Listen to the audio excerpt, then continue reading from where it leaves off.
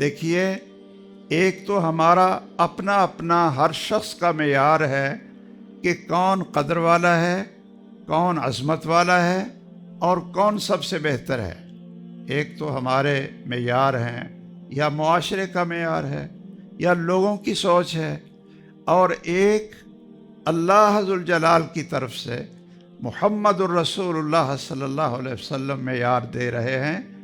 کہ تم میں سب سے بہترین کون ہے، تم میں سب سے اللہ کا محبوب کون ہے، تم میں سب سے زیادہ قدر و منزلت والا کون ہے۔ تو رسول اللہ صلی اللہ علیہ وسلم فرماتے ہیں، من تعلم القرآن وعلمہ، کہ جس نے قرآن کو سیکھا اور پھر اس کو آگے سکھایا، اسی میں اپنی زندگی گزار دی،